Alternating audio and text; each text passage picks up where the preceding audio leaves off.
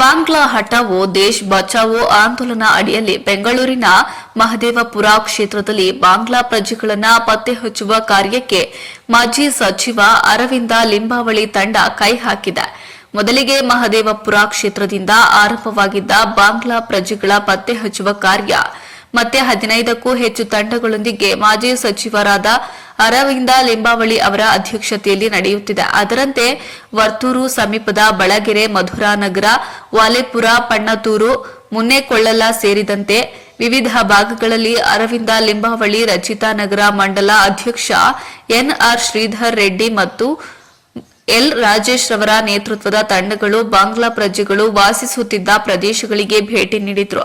ಇದೇ ವೇಳೆ ಕೆಲ ಬಾಂಗ್ಲಾ ಪ್ರಜೆಗಳು ನಾನು ಬಾಂಗ್ಲಾದೇಶದವರೇ ಎಂದು ಒಪ್ಪಿಕೊಂಡಿದ್ದು, ಅನೇಕರು ಪರಿವೀಕ್ಷಣೆ ವೇಳೆ ಪರಾರಿಯಾಗಿದ್ದಾರೆ. ಈ ಕುರಿತು ಬಿಜೆಪಿ ರಾಜ್ಯ ಪರಿಷತ್ ಸದಸ್ಯ ಎಲ್ ರಾಜೇಶ್ ರವರು ಮಾತನಾಡಿ, ಮಾಜಿ ಸಚಿವ ಅರವಿಂದ ಲಿಂಬಾವಳಿ ಅವರ ತಂಡ ಮತ್ತೊಂದು ಯೋಜನೆಗೆ ಕೈ ಹಾಕಿದ್ದು, ಬಾಂಗ್ಲಾ ಹಟಾವೋ ದೇಶ್ ಬಚಾವೋ ಆಂದೋಲನ ಮಹದೇವಪುರ ಕ್ಷೇತ್ರದಿಂದಲೇ ಆರಂಭವಾಗಿದ್ದು, ಕ್ಷೇತ್ರದ ವಿವಿಧ ಭಾಗಗಳಲ್ಲಿ ಕಳೆದ 2-3 ದಿನಗಳಿಂದ 15ಕ್ಕೂ ಹೆಚ್ಚು ತಂಡಗಳು ಖುದ್ದು ಬಾಂಗ್ಲಾ ವಾಸಿಗಳು ವಾಸಿಸುತ್ತಿರುವ ಪ್ರದೇಶಗಳಿಗೆ ತಲುಪಿ ಅಲ್ಲಿನ ಸ್ಥಿತಿಗತಿಗಳನ್ನು ವಿಡಿಯೋ ಸಾಕ್ಷಿ ಸಮೇತ ಚಿತ್ರೀಕರಿಸಿ ರಾಜ್ಯ ಹಾಗೂ ಕೇಂದ್ರಕ್ಕೆ ಇದರ ವರದಿಯನ್ನ ನೀಡುತ್ತಿದ್ದೇವೆ.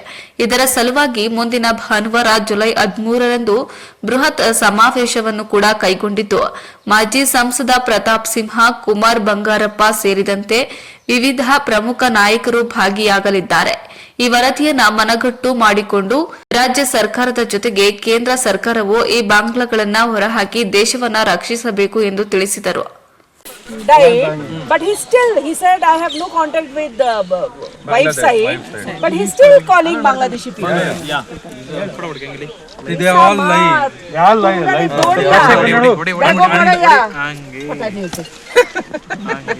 सीधा बॉर्डर हो गया ना, निजे देशो थाको ना हमने देशो या पॉपुलेशन जने बाড়াই যায় তোমরা তো মারতে মারতে রাখা না নামডারে হিন্দুরারে ফাটিয়া ফাটিয়া ফলাই যায় সব বুঝ রায় এখনো তো মারছে বাংলাদেশে হিন্দুদেরকে মারছে যদি এখানে যদি সবে মিলিয়ে তোমরা গাতে আগুন লাগাই দেয় তোমার কি রকম লাগবে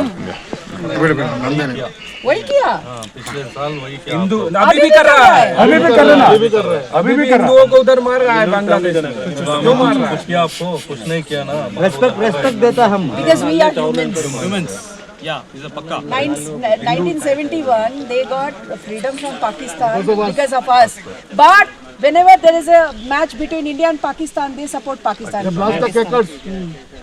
Still they do. कितना साल हो गया इधर आके भैया बांग्लादेश থেকে কবে মানে बांग्लादेश থেকে কবে ಮೂಲತಃ ಇವರು ಬಾಂಗ್ಲಾದೇಶರು ಒಂದೊಂದು ರಾಜ್ಯದ ಒಂದೊಂದು ಡಿಸ್ಟ್ರಿಕ್ಟ್ ನ ಆ ಅಡ್ರೆಸ್ ಇಲ್ಲಿದೆ ನೋಡಿ 880 ಬಾಂಗ್ಲಾದೇಶ ಅಣ್ಣ ಕೊಡಿಯೋದು ಅದು ಬಾಂಗ್ಲಾದೇಶಕ್ಕೆ ಫೋನ್ ಮಾಡಿ ಕರೆ ಮಾಡಿದ್ದಾರೆ ನಂಬರ್ ಝೂಮ್ ಮಾಡಿ ಇದೊಂದು ಬಾಂಗ್ಲಾದೇಶದ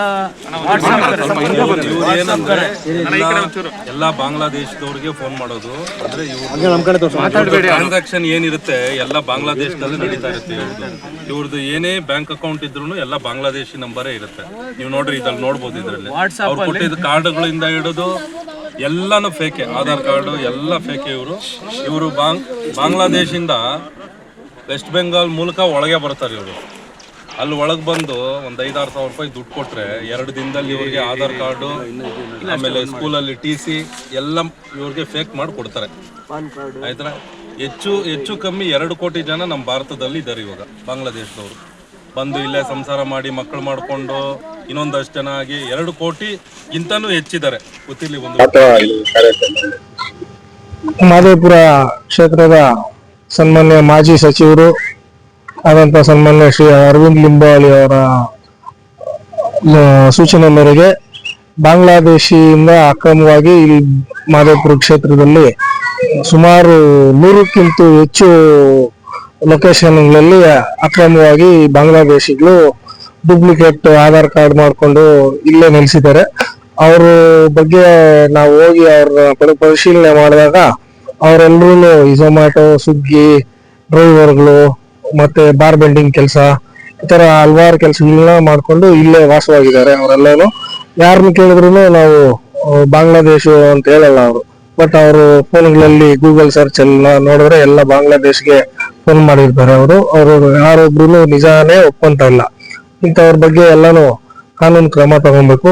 ಸೊ ನಾವು ಈ ಒಂದು ರಿಪೋರ್ಟ್ನ ಸನ್ಮಾನ್ಯ ಶ್ರೀ ಅರವಿಂದ್ ಲಿಂಬಾವಳಿ ಅವರಿಗೆ ಮತ್ತೆ ರಾಜ್ಯ ಸರ್ಕಾರಕ್ಕೆ ಮತ್ತೆ ಕೇಂದ್ರ ಸರ್ಕಾರಕ್ಕೆ ಈ ರಿಪೋರ್ಟ್ ಒಂದು ಕೊಡ್ತೀವಿ.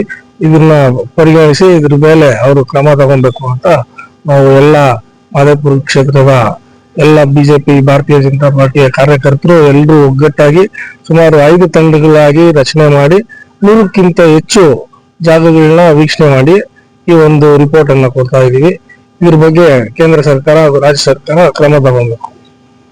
ಎಲ್ಲಾರು 3,000 ರೂಪಾಯಿ ಕೊಟ್ರೆ ಒಂದು ಏಜೆಂಟ್ಗಳವರು ಅವ್ರ ಏಜೆಂಟ್ಗಳು ಏನ್ ಮಾಡ್ತಾರೆ 3,000 ರೂಪಾಯಿ ತಗೊಂಡು ಆಧಾರ್ ಕಾರ್ಡ್ ಸೂಚನೆಯಂತೆ ಎಲ್ಲಾ ರಾಜ್ಯಗಳಿಗೂ ಒಂದು ಸುತ್ತೋಲೆ ಕಳಿಸಿದೆ ಕೇಂದ್ರ ಸರ್ಕಾರ. ಯಾರ್ಯಾರು ಅಕ್ರಮವಾಗಿ ಭಾರತ ದೇಶದಲ್ಲಿ ಬಾಂಗ್ಲಾದೇಶದವರು ಅಥವಾ ಬೇರೆ ದೇಶದವರು ಯಾರ್ಯಾರು ಅಕ್ರಮವಾಗಿ ಇಲ್ಲಿ ವಾಸ ಮಾಡಕ್ಕೆ ಇದ್ದಾರೆ ಅವನ್ನೆಲ್ಲ ಪತ್ತೆ ಹಚ್ಚೋ ಕೆಲಸ ಮಾಡಬೇಕು ಅಂತ ರಾಜ್ಯ ಸರ್ಕಾರಕ್ಕೆ ಮತ್ತು ರಾಜ್ಯ ಸರ್ಕಾರದ ಪೊಲೀಸ್ ಇಲಾಖೆಗೂ ಸಹ ಕಳಿಸ್ಕೊಟ್ಟಿದೆ. ಆ ಒಂದು ಕಾರ್ಯಕ್ರಮದಲ್ಲಿ ನಮ್ಮ ನಾಯಕರಾದ ಅರವಿಂದ್ ಲಿಂಬಾವಳಿ ಅವರ ಒಂದು ನಾಯಕತ್ವದಲ್ಲಿ ಈ ಹಿಂದೆ ಒಂದು ವಾರ್ ರೂಮ್ ಸಹ ಒಂದು ತೆರೆದಿತ್ತು. ಆ ವಾರ್ ರೂಮ್ಗೆ ಸುಮಾರು 30,000ಕ್ಕೂ ಹೆಚ್ಚು ಕರೆಗಳು ಬಂದು ಕರ್ನಾಟಕ ರಾಜ್ಯದಲ್ಲಿ ಕೊಡಗು ಮತ್ತು ಬೆಂಗಳೂರು ನಗರ ಮತ್ತು ಕೋಲಾರ ಈ ರೀತಿ ಒಂದು 5-6 ಜಿಲ್ಲೆಗಳಲ್ಲಿ ವ್ಯಾಪಕವಾಗಿ ಬಾಂಗ್ಲಾದೇಶದವರು ಅಕ್ರಮವಾಗಿ ನುಸುಳುಕೊಂಡು ಬಂದು ಅವ್ರಿಲ್ಲಿ ವಾಸ ಮಾಡಿಕೊಂಡು ಇಲ್ಲಿ ಸ್ಥಳೀಯವಾಗಿ ಇರ್ತಕ್ಕಂಥ ಏಜೆಂಟ್ಗಳ ಮುಖಾಂತರ ಸ್ಥಳೀಯ ಗುರುತಿನ ಚೀಟಿ ಮಾಡಿಕೊಂಡು ಅವ್ರಿಲ್ಲಿದ್ದಾರೆ. ಅವರು ದೇಶಕ್ಕೆ ಮುಂದಿನ ದಿನಗಳಲ್ಲಿ ಮಾರಕ ಆಗುತ್ತೆ ಅನ್ನೋದು ನಮ್ಮೆಲ್ಲರಿಗೂ ಗೊತ್ತು ಮತ್ತು ದೇಶದ ಜನತೆಗೂ ಗೊತ್ತು. ಈಗಾಗಲೇ ರಾಜ್ಯ ಸರ್ಕಾರ ಕೂಡ ಇದನ್ನ ಕೆಲಸ ಮಾಡೋಕೆ ಪತ್ತೆ ಹಚ್ಚಿ ಕೆಲಸ ಮಾಡಿದೆ.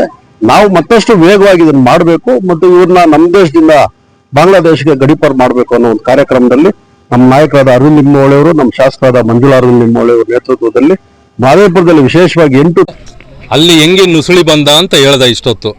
ಅಂದರೆ ಬಾಂಗ್ಲಾದೇಶದಿಂದ ಡೈರೆಕ್ಟಾಗಿ ವೆಸ್ಟ್ ಬೆಂಗಾಲ್ಗೆ ಬಂದೆ. ವೆಸ್ಟ್ ಬೆಂಗಾಲಲ್ಲಿ ಇಬ್ಬರು ನನಗೆ ಸಹಾಯ ಮಾಡಿದ್ರು. ಅಂದರೆ ಏಜೆಂಟ್ಗಳು ಇರ್ತಾರೆ ಬಂಧುಗಳೇ ಇವ್ರಿಗೆ.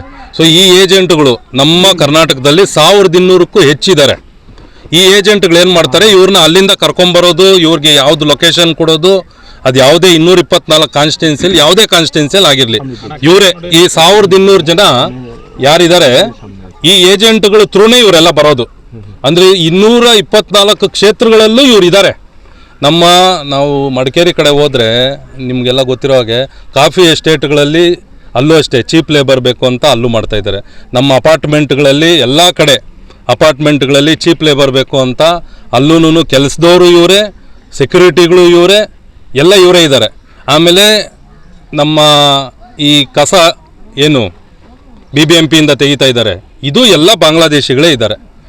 ಇವ್ರನ್ನ ನಿಜಕ್ಕೂ ನಮಗೂ ಮಾನವೀಯತೆ ಇದೆ, ಇವ್ರನ್ನ ಓಡಿಸ್ಬಿಡ್ಬೇಕು ಅನ್ನೋದಲ್ಲ ನಮ್ಮ ಉದ್ದೇಶ. ನಮ್ಮವ್ರಿಗೆ ಇಲ್ಲಿ ಉದ್ಯೋಗ ನಾವು ಕೊಡೋಕ್ಕಾಗ್ತಾ ಇಲ್ಲ. ನಾವು ಚೀಪ್ ಲೇಬರ್ ಅಂತೇಳಿ ಇವ್ರನ್ನ ಬೆಳೆಸ್ಕೊಂಡು ಇವ್ರ ಆತಂಕವಾದಿ ಯಾವಾಗ ಆಗ್ತಾರೆ ಅಂತ ನಮಗೆ ಗೊತ್ತಿಲ್ಲ. ಆಮೇಲೆ ಅನೇಕ ಸ್ಟೋರಿಗಳು ನಾವು ಈ ನಡುವೆ ಕೇಳ್ಪಡ್ತಾ ಇದ್ದೀರಿ. ಇವರು ಎಲ್ಲೆಲ್ಲಿರ್ತಾರೋ ಕೊಲೆ ಮಾಡಿ ಹಾಗೆ ಹೊಟ್ಟೋಗ್ತಾರೆ.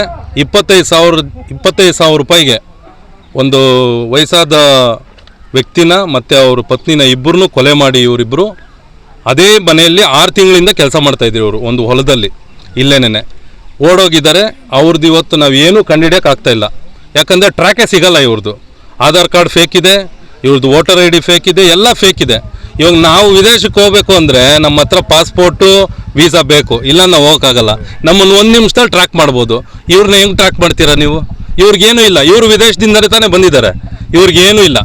ಸೊ ಹಂಗಾಗಿ ಮುಂದಿನ ದಿನಗಳಲ್ಲಿ ಇದು ಒಂದು ದೊಡ್ಡ ಆತಂಕ ಮುಟ್ಟುವಂಥ ಒಂದು ವಿಷಯನೇ. ಅದಕ್ಕೆ ನಮ್ಮ ನಾಯಕರಾದಂಥ ಸನ್ಮಾನ್ಯ ಶ್ರೀ ಅರವಿಂದ್ ಲಿಂಬಾವಳಿಜಿರವರು ಸತತವಾಗಿ 2-3 ತಿಂಗಳಿಂದ ಅವರು ಈ ಆಂದೋಲನ ಶುರು ಮಾಡಬೇಕು ಅಂತೇಳಿ ಇದನ್ನು ಶುರು ಮಾಡಿ ಧ್ವನಿ ಎತ್ತಿ ಇದೇ ಭಾನುವಾರ 11 ಗಂಟೆಗೆ ರಾಮಗೊಂಡಳ್ಳಿಯಲ್ಲಿ ಜನಜಾಗೃತಿ ಕಾರ್ಯಕ್ರಮ